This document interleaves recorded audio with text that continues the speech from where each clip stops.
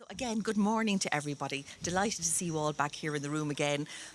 And what I was delighted with at coffee time, I was listening to it and again doing a little eavesdropping on some of the conversations in relation to the parallel sessions.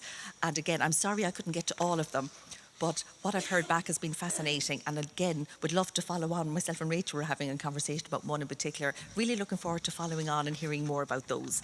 So to the next part of the event, our keynote speaker. So, in a moment I'll be introducing you to Dr. Rachel Shanks, and Rachel will go through her keynote with you and we'll have a Q&A session afterwards. Following that then, our colleague Dr. Conor Galvin will lead out on our final session, our panel session, and we're delighted to have we're delighted to have a great selection of people here today to actually come up and hopefully the more than that happened yesterday with Kathleen, to challenge you to think and to challenge you maybe to think a little differently, or as I say, to look at our constructs maybe in a different way. We'll finish with a question and answer session and then we'll have lunch for everybody. I appreciate some of you have to go, but if you're able to stay, we'd love you to stay on to continue on the conversations with each other. And that's so Rachel. Dr. Rachel, I'll do a little introduction. Dr. Rachel Shanks. So we're delighted to have Rachel to come to do our keynote speech today. Rachel brings a wealth of experience and insights based on her professional career to date. And these are all-encompassing, including higher education, community education, the trade union movement and the voluntary sector. Her roles within these spaces have included law lecturer, working in the University of Aberdeen's former Centre for Lifelong Learning, adult education trainer, and senior lecturer in education. Currently, she sits on the executive committee of the Scottish Educational Research Association, SERA, and is the link person with the ESAI, Educational Studies Association of Ireland. And again, we're really appreciative of Rachel. She gave some great insights last night about possible links between Scotland and Ireland in relation to one of the Shared Island projects, so we're delighted with that. Children's rights is an area of significant interest for Rachel. Currently, she's a member of an international research network, Children's Human Rights Education, which is funded by the Swedish Research Council. 13 members of the European Education Research Association aim to strengthen international collaboration in research into human rights education for children. And their work includes theory development, joint publications, submitting funding applications, and what particularly caught my attention was the network aims to find and invite researchers from regions that are underrepresented in children's rights research. She's also collaborating with colleagues at the University of Southern Queensland and the University of Portsmouth on the inclusion of human rights education in the school curriculum. Rachel has also a particular interest in school uniform and dress code policies, and as early as last Wednesday, I was using some of your work with her own student teachers, so I want to thank you for that. It was great. Rachel is also interested in professional learning, and she's engaged in the project MQUITE, MQUITE, which seeks to involve all stakeholders in the development of a contextually appropriate means of measuring quality in initial teacher education in Scotland. Her research interests also include digital technologies in education. So Rachel's talk is entitled Possibilities for Education in the New Normal. And as I've said, Rachel, I've used your work with my students as recently as this week, so I'm really looking forward to hearing what you say and to being challenged. So Rachel.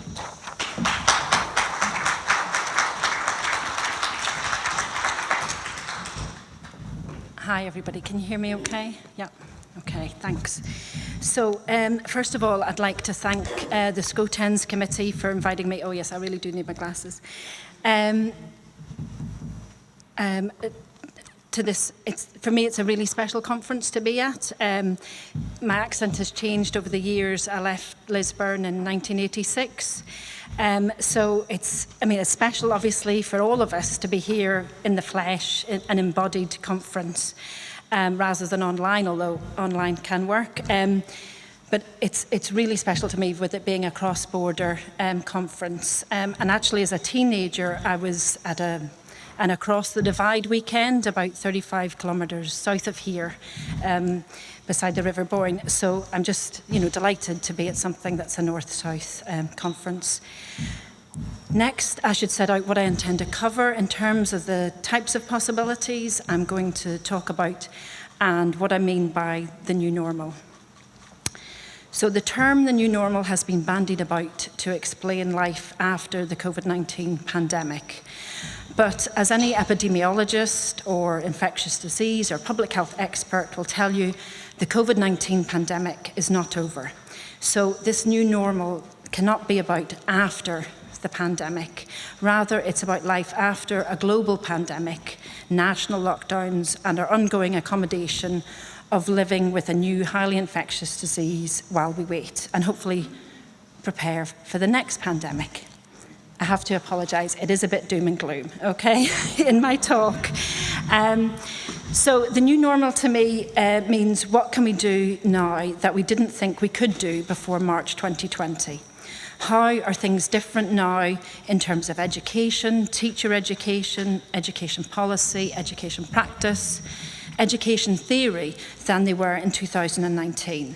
So what are the paradigm shifts, the cultural changes, the understandings that are available to us now, and the language even that's available to us now that didn't seem available in 2019? It's about what opportunities can we grab and what challenges can we overcome with our new experiences, and I'd also say with our new wisdom. So now that we're out of the lockdown phase of the pandemic, what can we learn from the lockdowns? So that's going to be the first part of my talk. And what can these lessons bring to us in our new normal? Although as events keep changing, we can see that there's not going to ever be one new normal. So this year we've had unexpected events such as the war in Ukraine, and obviously this has been part of the cost of living crisis. Obviously we seem to be better at having crises in the UK than in Ireland. We have more of them anyway. I don't know, certainly this for me is going to be the Liz Truss resignation conference. But so as well as new ways of thinking about education, schooling and teacher education, we also have issues that preceded the COVID-19 pandemic and which still, with perhaps even more urgency, need addressed. These could be put under a wide umbrella such as social justice and include obviously poverty, diversity, inclusion, but now would include vaccine inequality. And as you'll see, a lot of my talk is going to be about the challenges from the climate crisis and the ecological crisis that we face. So the title of the conference, I'm sure you already know, is Reflecting, Reconnecting and Re-engaging with the Core Purpose or Purposes of Education. So I thought I'd try and go through the first two questions. So the first question that we were posed is, what lessons have we learned as educators from the events of the past 2 years? And don't worry, I haven't forgotten to put my slides down. Here's the first one. Okay, so I'm indebted to a colleague of mine at Aberdeen, David Johnston. We were working together on a project and he came up with the theoretical idea of third space, which comes from Baba's book, The Location of Culture. So during the pandemic, I took part in 2 research projects from home, exploring teaching and teachers during lockdown. And we found this third space really useful as an idea of thinking about what was happening when we had lockdowns and when school buildings were closed. I like this picture in particular because I don't think you can quite tell, is it in a school or a nursery, or is it at somebody's very well-stocked home? But third space is about a sort of a liminal space that can be mediated by digital technologies, where participation is at the threshold of home and school. So third space is all about in-betweenness, it's about hybridity. So home is the first space, and school is the second space. And they're often viewed as very separate contexts with clearly defined and impermeable boundaries. Although obviously children participate in both, so they have to negotiate those 2 spaces. And in lockdown times, children and their teachers were participating, if you like, in that third space. So there they were, either through Zoom or Teams, whatever video software they were using, they were, if you like, getting beamed into the child's home, and they were getting to see the child's home circumstances. So suddenly it wasn't school, it wasn't home, it was this third space. And it means that then there's a diversity of voices, a diversity of approaches, and that can lead to sort of challenging familiar practices and the development of new ways of working, and thus new knowledge. So for us, this was interesting, and it was a way of exploring with teachers and other education professionals about how they saw what was happening during the lockdown phase of the pandemic. And what we saw, obviously, was a power imbalance.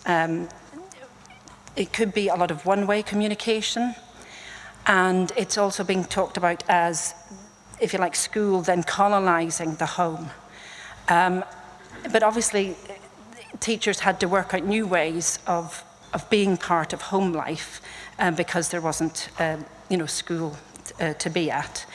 And one way we thought of thinking about it is that rather than the teachers being in loco parentis, we then had the parents and carers were in loco magister. So my 2 years of Latin at grammar school came in handy.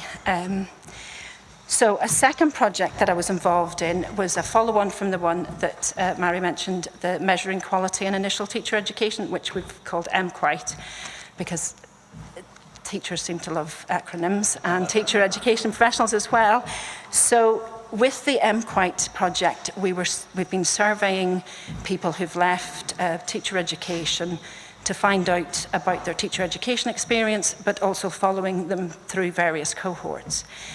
And what was surprising was when we did the questionnaire to them in May 2020, we decided we wanted to put something in about COVID-19 and what we called emergency response teaching, but we didn't want to actually just limit it to COVID. So we asked them about that, and really strange finding was that the new teachers felt really had great scores of efficacy for emergency remote teaching. And we just thought, well, that doesn't make sense, because there's been nothing in initial teacher education about suddenly working from home and all the school buildings being closed. So we got a little bit of funding, myself and a colleague, Mark Carver, from BERA, and we held focus groups with new teachers. And what we discovered was that the new teachers, suddenly they were leaders, because people were turning to them in their schools and saying, well, how do you do this? Well, what can we do about that? And it wasn't necessarily an age thing, so it was new teachers from different age groups, and it wasn't necessarily that they'd gone on any special courses, but obviously they'd been recent university graduates, so they'd had virtual learning environments at university. But they were happy to look things up. They were happy because they were new teachers. They were already in that praxis shock that Kathleen mentioned yesterday in her keynote. They were used to not knowing stuff and being happy to find out about how to do things. And so what these new teachers did was that they created videos for their colleagues about how to do things. They worked out, they had drop-in sessions for other colleagues to help them, and they made suggestions, and they really took on the role of professional learning, how to teach remotely, how to use digital technologies. And so I think that shows us that sort of one possibility for us after the pandemic isn't to think that in initial teacher education we need to teach lots more about digital skills and how to use Microsoft Teams and Zoom if we're teaching remotely. It's about how do we grasp that initiative of new teachers and let them take leadership roles, from the get-go.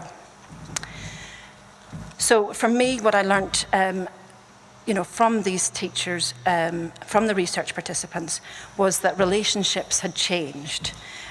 Teachers got to see into the lives of their pupils in a much more detailed way. Pupils could be understood in the totality of their experiences. The bilingual child translating for their mother, and the teacher hadn't, not realizing that the child without access to digital technology and having to share a device or devices between parents and siblings to do homework. The child for whom doing schoolwork at home was easier for them because of their additional support needs.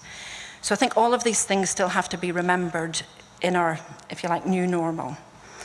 But also what came through from teachers, in particular during the second lockdown, was the desire of parents to have worksheets in front of their primary school children so that they could get on with the rest of the things that they had to do that day.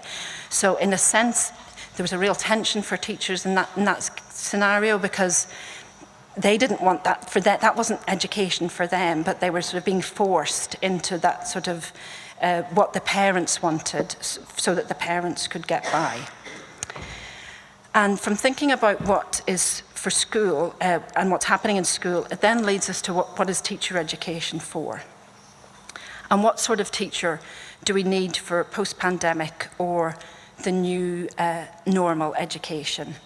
And in my BERA-funded study, the new teachers, they have been given space to be leaders, that they've been treated as digital technology experts, and they'd led their colleagues through the first lockdown.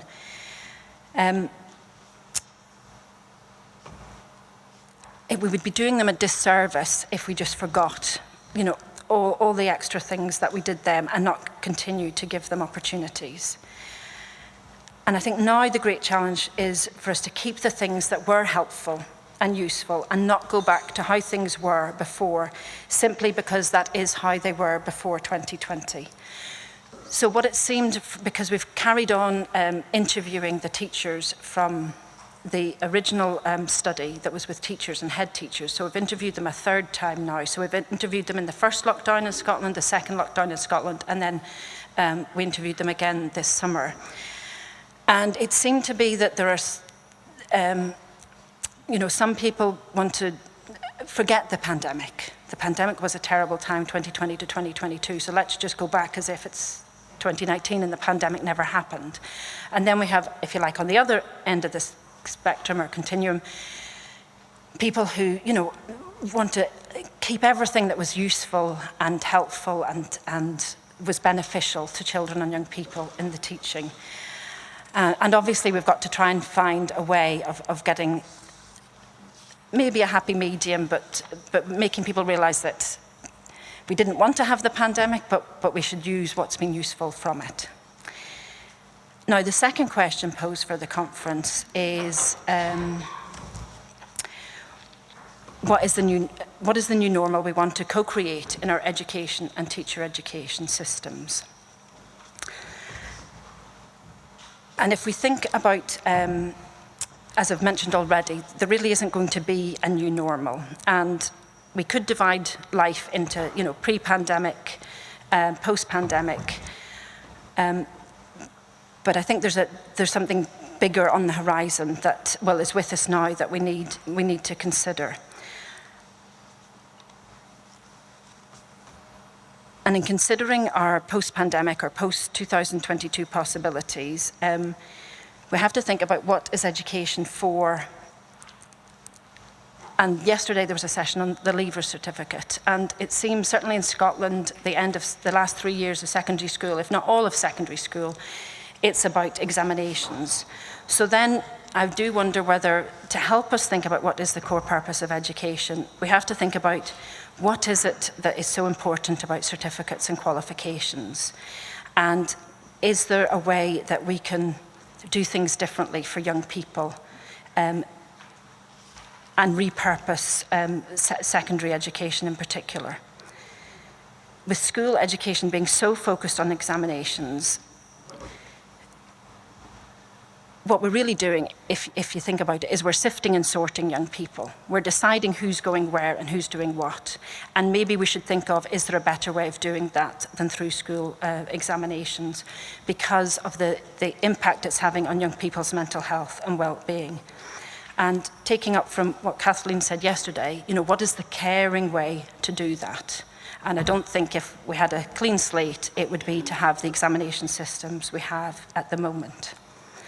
Now, one of the positives in Scotland during the pandemic and since the pandemic was that we had a national school intranet called Glow that went through a few iterations. There were a lot of detractors because a lot of money had been put into it. But actually, it was really, really useful during the pandemic. Teachers had about 3 days' notice of the lockdown. So in a lot of schools that hadn't been using Glow,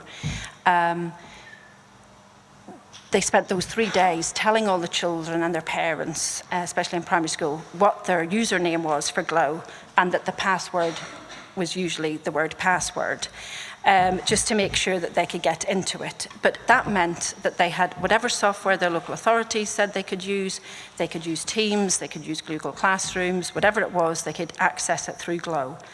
Obviously, that meant that still there were young people that didn't have devices and weren't able to access it, but it meant that there weren't many schools that were having to put bags of paper resources on the school gate for people to pick up, although some schools did do that for children who didn't have devices.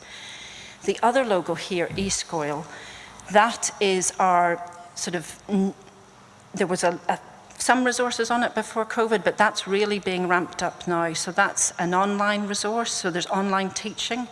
So that's really useful in schools in secondary schools where certain subjects aren't available, so young people can do them through SCoTENS. But also now we do have probably more young people who maybe haven't gone back to school since the pandemic, who've now become school refusers, and it's a way for them still being enrolled in school and still carrying on their education, but doing it online. So it might sound like, and I think in the introduction it was mentioned, I've done research in digital technologies. It might sound like I think the new normal and all to do with post-pandemic is about digital technologies. And actually, it couldn't be any further from the truth. Yes, this is really useful. It means we don't have any more snow day packs in the northeast of Scotland.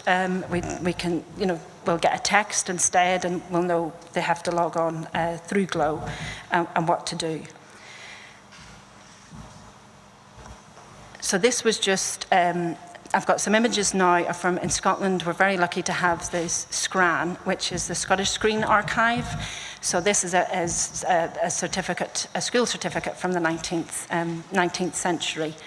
And it was to emphasize the point that, things haven't really changed. Here we have a school certificate from about over 150 years ago, I think. So one of the themes of the conference was about reflection. And I chose these two images because if you think, here we have one that's actually a photograph, so it's a mirror image, and we might think that that's what we're doing when we're reflecting. But obviously, when we're reflecting back over the last 2 years, we're probably doing more of the second image, where it's distorted sounds negative, but through the own prism of our understandings and experiences, that's how we're reflecting and how we're learning. And so we have to somehow work together. So we're never going to get the mirror image together, but we can maybe come to some sort of resolution on our different reflections. And then I like this one in terms of us reconnecting. So here we are all together in person today, reconnecting. But as well as reconnecting with people we've already known, with our colleagues in school and parents, what we've also got to do is make some new connections. We've got to build some new bridges. So obviously we heard last night at the drinks reception about the buddy scheme of trying to build those better links with school, and obviously we could possibly use Third Space to think about that as well. And then we've got re-engagement. I always like to put in something slightly more abstract.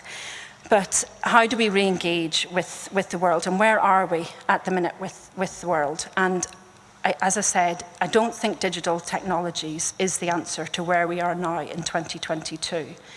And that's because, unfortunately, we have to face the just all the crises that we have in terms of our one planet. So Kate Raworth, back in 2012, wrote a paper for Oxfam and talked about Doughnut economics. So doughnut economics, and apologies if you know this very well already, but doughnut economics, you think of the doughnut, and on the inner side, you have the social foundation. So you have the parts, it's maybe better if I go to the next slide. So the social foundation, these are the core things that we should be providing as a society.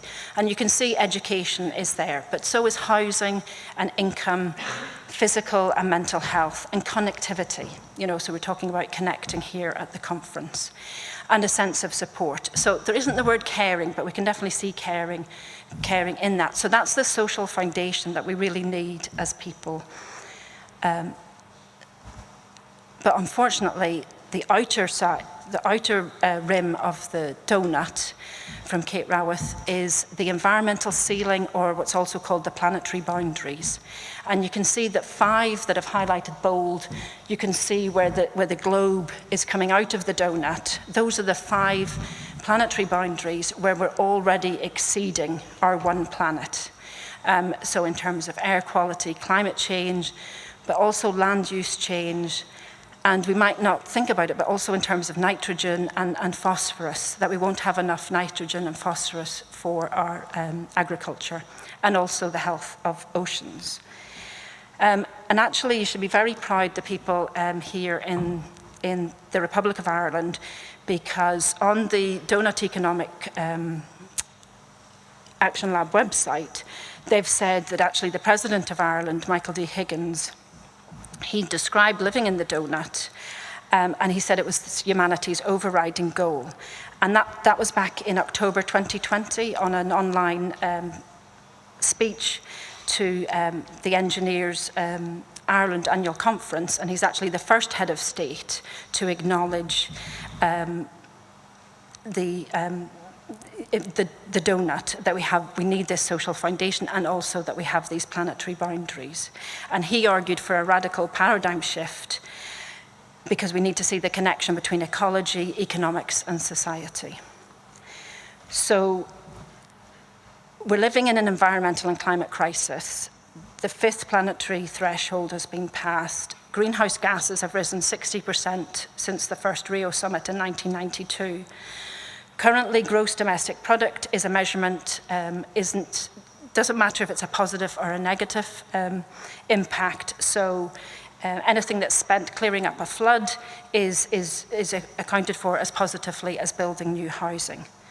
But we have biophysical limits to growth. We can try to limit how we conceive of our carbon footprint by only considering the footprint in our own country, but actually we should think of it from where it's originated to. So energy and greenhouse gas reductions are needed on a global scale, as we have 20 years at most to replace fossil fuels. At the moment, we still need fossil fuels for renewables. And this is why digital technologies can't really be the answer to all our questions in terms of education, because of the carbon footprint of digital technologies. So although the individual device might get more efficient in terms of data processing, data storage, and the manufacture of our digital technology products, they all have a massive carbon footprint. So one example, and apologies if anyone has a Google Chromebook here, but a Google Chromebook requires 256 kilograms of carbon to produce it. Okay, so we can use the Sustainable Development Goals, and we can think in terms of creating a circular economy, moving away from a linear economy, but there are limits to how much a circular economy can also help. But these are some of the things that we maybe need to consider. And 2 ways to think in terms of our reflections are, we might just think in our own experience as an individual at the, if you like, the nano level, and we might just think about the here and now for the next academic year. But actually, for the doughnut economics, we need to think on a global scale, and we need to think about it in terms of multi-generation. So that has been starting to happen, and I know that this is, the north-south, but people have been talking about east-west as well. And so in Wales, back in 2015, legislation was passed so that in Wales, and just this week actually, the Scottish Government has talked about doing something similar in Scotland, some legislation, But the Wellbeing of Future Generations Act in Wales means that they've got to also think of being globally responsive and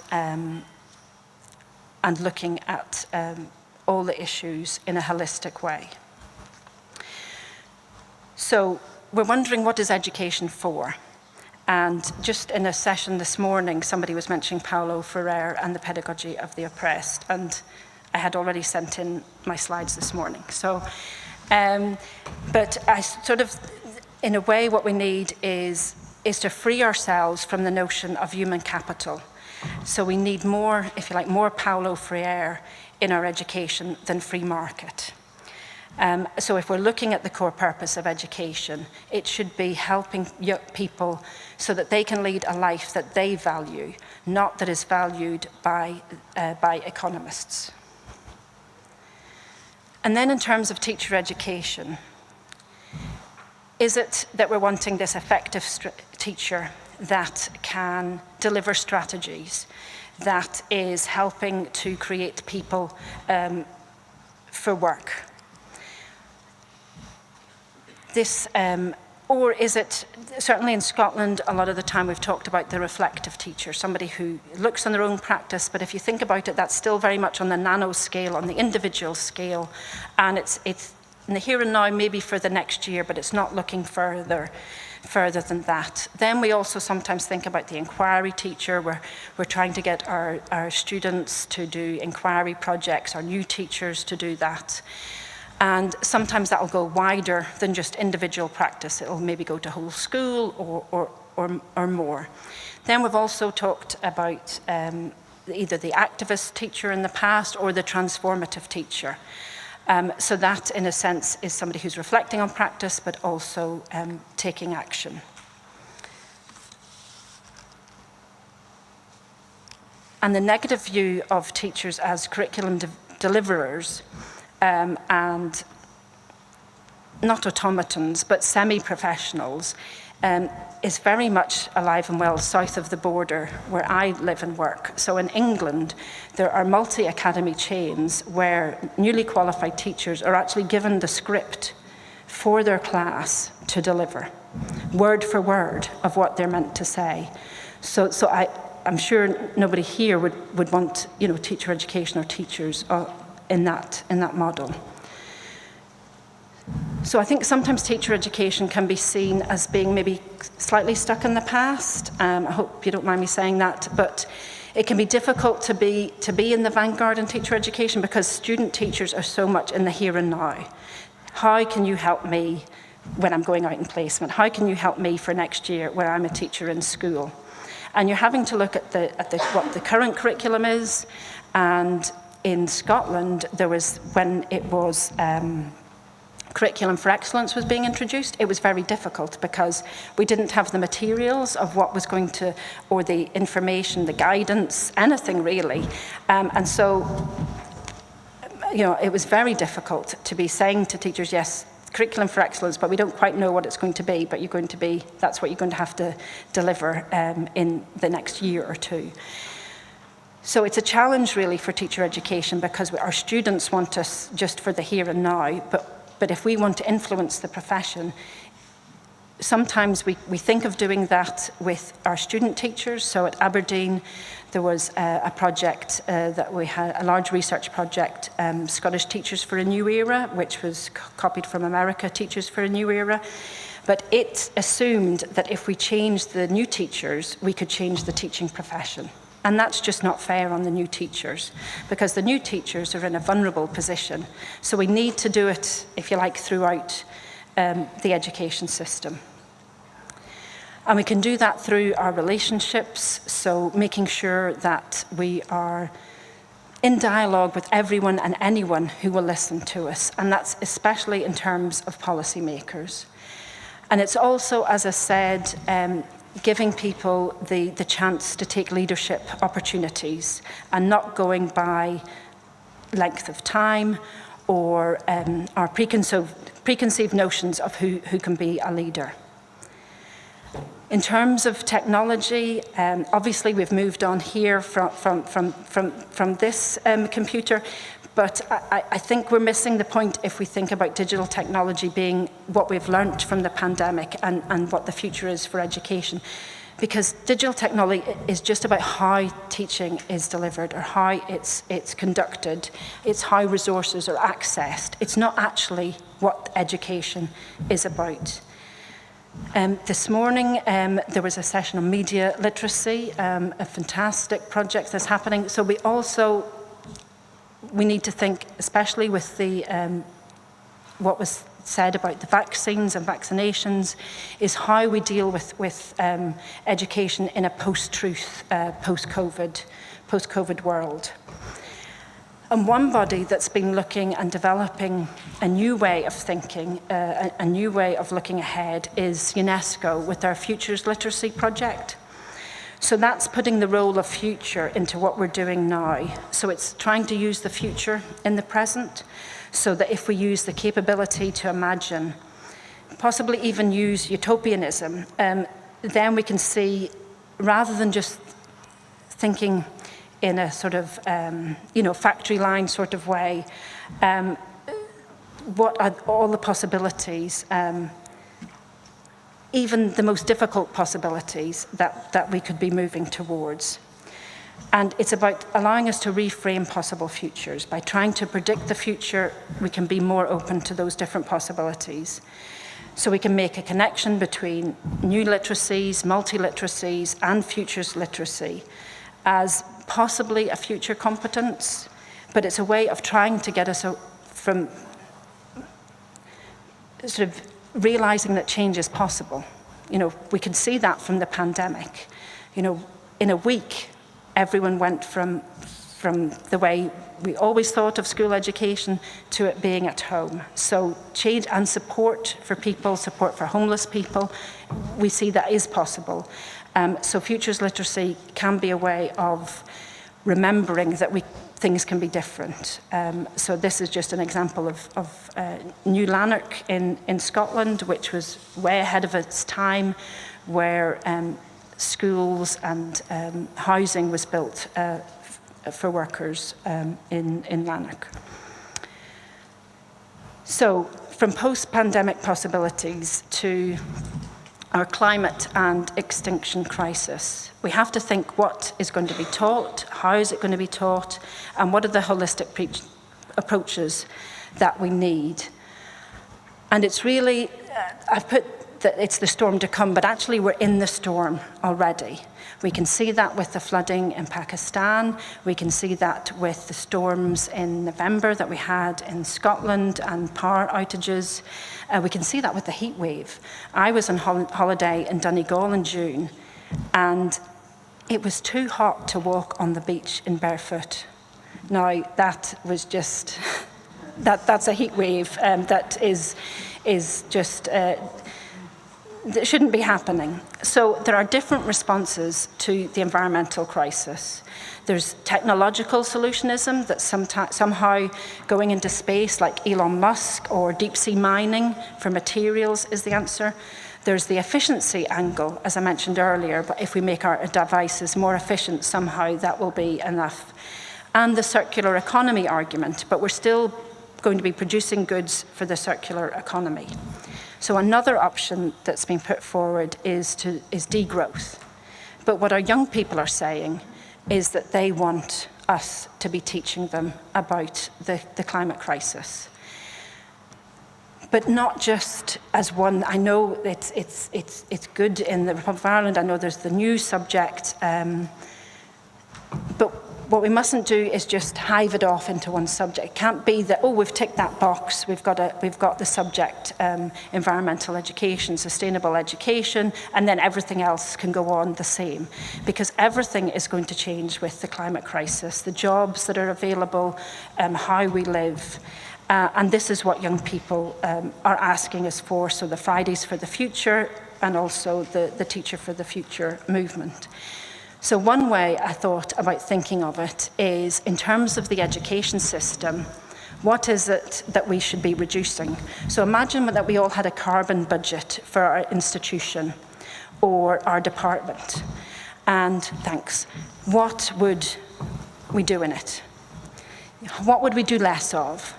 What would we reuse in terms of our resources? What would we repair that previously we would have got rid of? What would we repurpose? What would we recycle? I don't mean literally landfill, but what should we get rid of in terms of our education system? And so one possibility I thought of was maybe that what we need to go to is frugal education. In my kitchen growing up, we had a waste not, want not tea towel on the kitchen wall.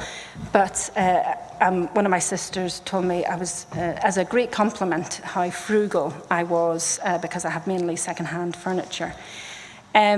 But maybe we have to think about our education system as a whole. How do we use less resources, and how do we make it that it's what young people are asking us for, that it addresses the climate crisis? And I realise that has all maybe been quite negative, but I wanted to be provocative, I guess. And I thought my last picture is on a positive note, because this is the Rocking Horse Nursery at the University of Aberdeen, which is actually completed in 2015, and it's a passive house. So we can do things differently. They also have a large outdoor learning space, and just before in September 2020, we were going to be applying to have an outdoor nursery as well as the indoor nursery, but we've had to shelve that temporarily. So I've got a question for everyone, because for me, perhaps the core purpose of education is to ensure that we have a livable planet. Okay, thank you.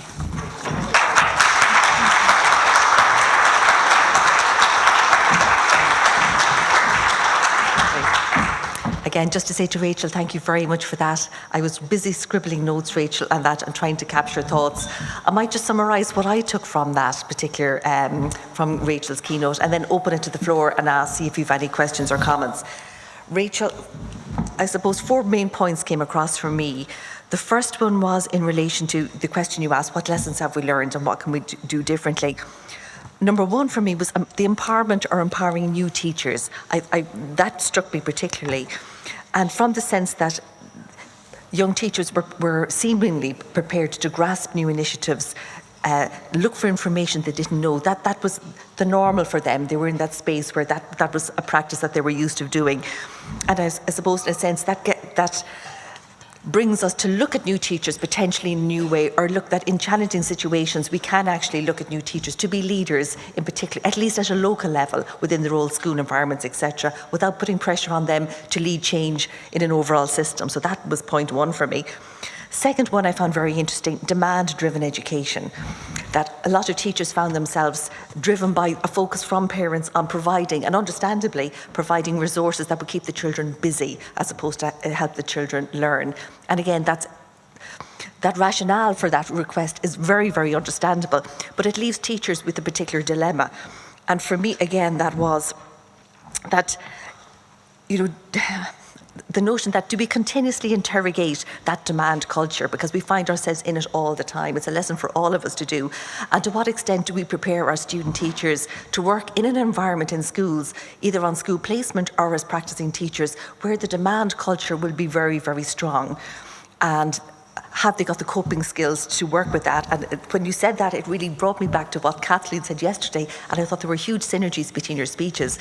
In the sense, she said, it's ambitious, but we can't actually think about creating ethically agentic teachers. It's ambitious, but it's doable. And for me, when you said that, I thought teachers with the care of the learner, and learning as their focal point, as opposed to being driven by demand. So that really resonated with me there. Third point then was environmentally aware, that for all of us, that's something really important that we have to do, and not alone be aware, but to act accordingly. And again, I'm going to draw synergies between the two of you. There again is calling on all of us, not just our teachers, to be ethical agents for change in relation to care for our environment, and looking forward for us. And finally, which I loved, and I thought it was a lovely note for you to finish on, that I suppose not to be afraid to be forward-looking. And in the sense of that we don't limit our vision or our aspirations, because we saw that change was possible and rapid change was possible. So again, for me, I think that the task was, that we actually interrogate the constraints, what actually is stopping us from making those changes, and that we're quite prepared to challenge them. And again, it brings forward that notion of ethical agency and that. So Rachel, for me, I took so much from that, and I want to thank you for it. But I'd love to open it to the floor and see if anybody have any questions or comments. We've got 2 roving mics, and if you have, you might just identify yourself, please, for us, and then pose the question to Rachel.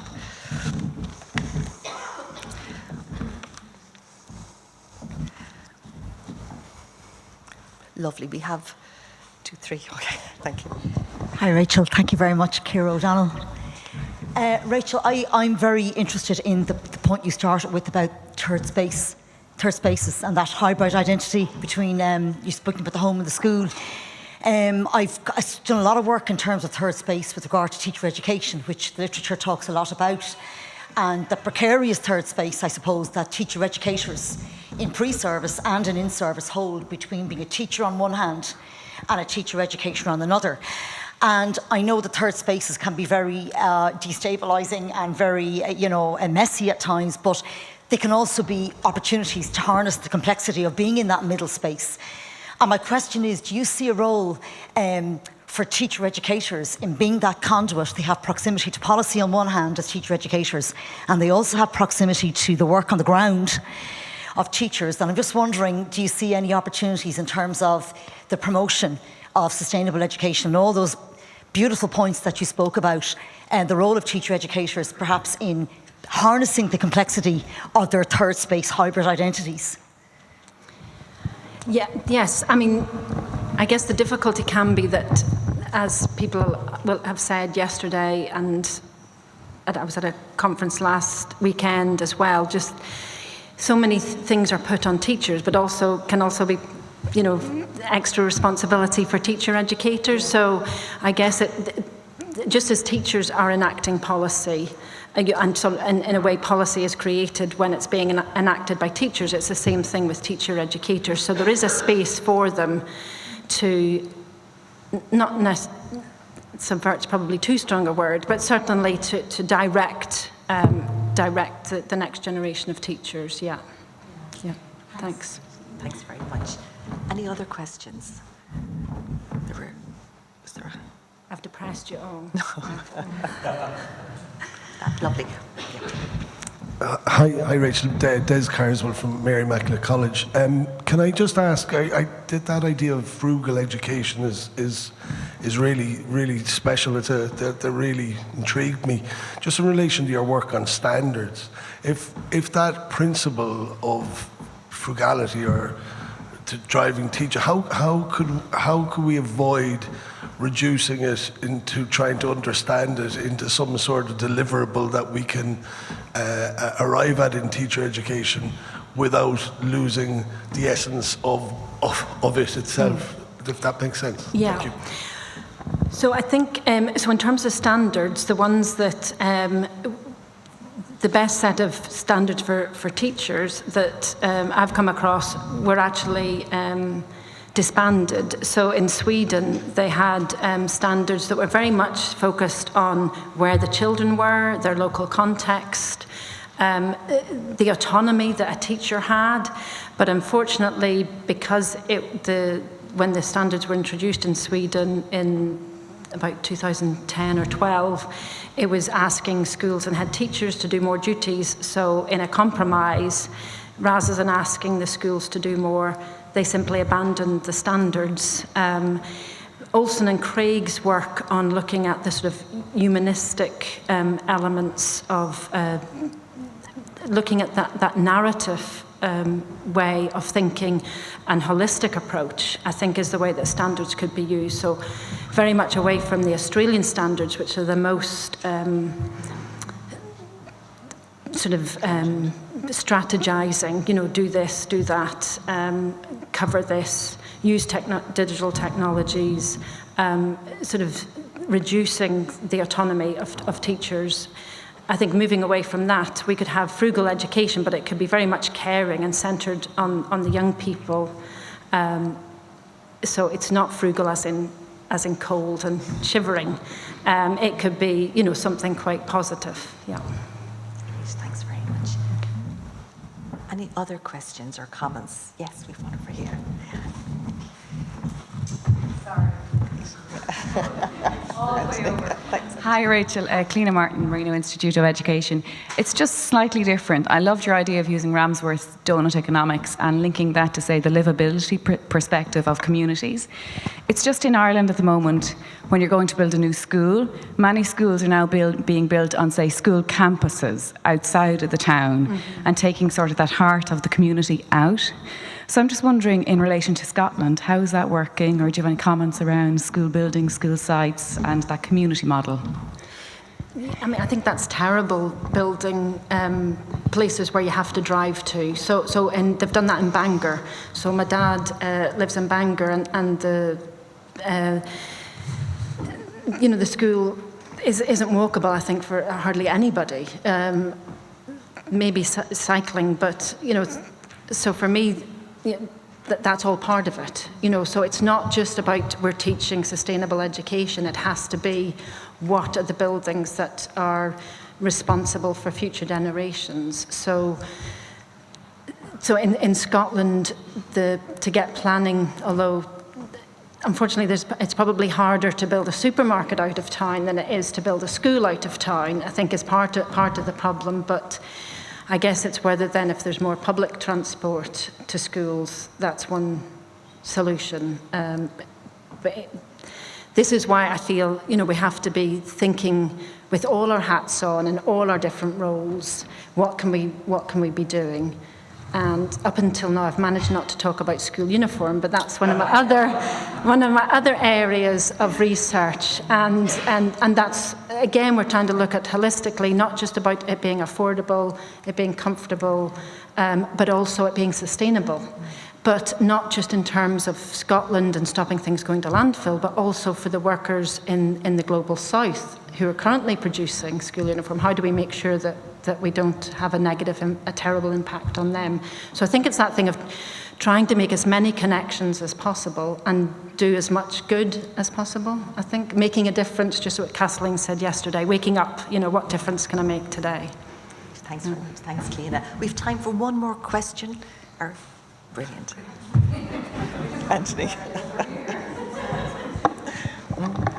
Sorry now, this is a little off the sustainability topic, and I'm going back to just I want to hear your concerns around the use of digital technology. You mentioned school refusal, and are we creating an epidemic down the line of mental health and further isolating children by facilitating a band-aid, a sticky plaster to mental health issues, by facilitating virtual school for children who are refusing through whatever reasons?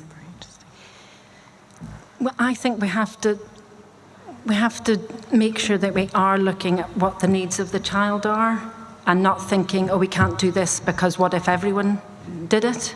So just from personal experience, a very good friend of mine who's actually a head teacher, and one of their children hasn't gone back to school since COVID, and missed a whole year really of education. And but they don't leave the house, let alone not go to school. So I think we have to think of it on an individual needs basis, and not worry about that bigger picture, because that's not fair on that individual child. Yeah, is what would be my answer. Those individual children. Yeah, but I think we have to support them, because otherwise we're abandoning them, because they won't go to school if they can't leave their bedroom. I don't see how we can get them, if they won't leave their front door. Then should we not have some policy alongside of that this is a temporary solution rather than something that's an accepted solution to that problem? That would be my concern. Yeah, I suppose in Scotland we have an emphasis on additional support needs, which isn't just special educational needs, it's also for gifted children, it's for kinship care, looked after children, so sort of a wider holistic approach. And for me, it has to be that we have to think this is this child's one chance for education, and we have to focus on that. But obviously we have to have the resources, so that's a big an ongoing issue, having the resources for additional support needs support for our young people. Great, thanks very Yeah, much. thanks. And based on those questions so far, I think some of these conversations are going to continue, and that long after the conference, and we'd welcome that. So at this stage, I'd love to invite Conor and the panel up to the stage, please. Again, Rachel, appreciation for Rachel, if you wouldn't mind. Thank you.